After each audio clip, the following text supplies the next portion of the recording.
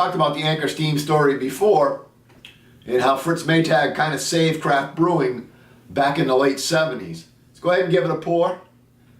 As always, please subscribe. We're always looking for new friends. And go ahead and leave comments. We're actually using an Imperial pint glass. No particular reason. It just was in the front of the cupboard.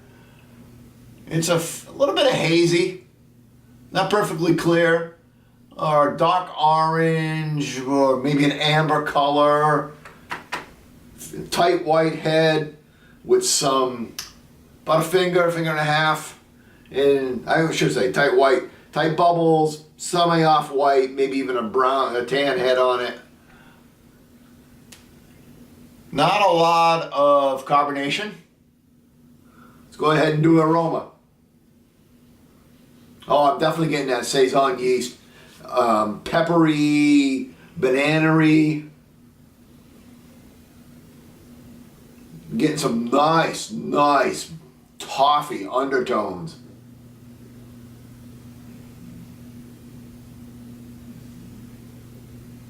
And it's a hint of citrus. I don't know what the hops are in this. And again, that, like, I always call it bubble gum, but that sweetness. There is a local herb or plant that they put in at Yerba Santa that's supposed to be a bittering. It's 7.2, 7.4% ABV. I'm not sure what the bitterness is. Let's go ahead and give it a drink.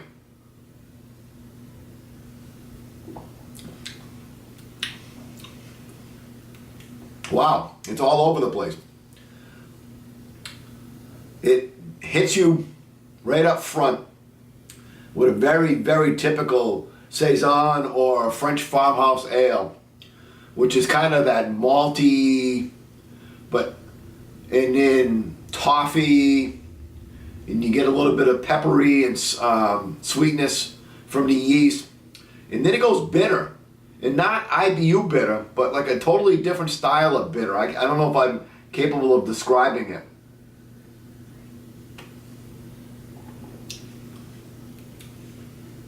But again, toffee, malt, and that herb, it gives you that bitter. It's like a sour tart. For those of you guys that had those when you were a kid. It's not that back of your throat bitter that you get from in an overhopped IPA. It's more on the front of the tongue, bitter.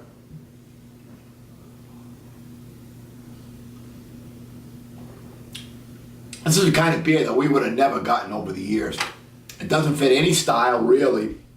This is kind of some of what's driving where craft beer is going. We're just getting different things thrown together, and it's a great thing. My friends up at Broadbrook Brewing, they put some stuff together, and I got one in my fridge. I haven't reviewed it yet, but I've been drinking it for 2 weeks now. It's just awesome.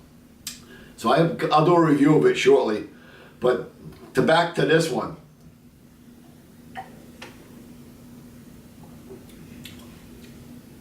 Yeah, pepper, sweetness, malt, toffee. And then that's bitter. And it's not real off-putting. The finish is fairly dry. Getting some nice lacing on the glass now. It's got a nice mouthfeel to it. It's not, doesn't have that astringency that with the overcarbonation gives you sometimes. But it's got a nice full mouthfeel to it.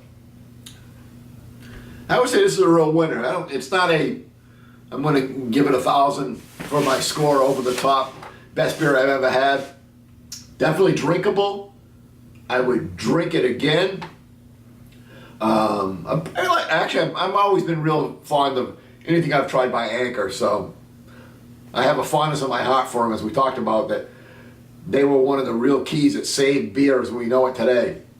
Without them and Sam Adams and Sierra Nevada, I don't know where we would be today.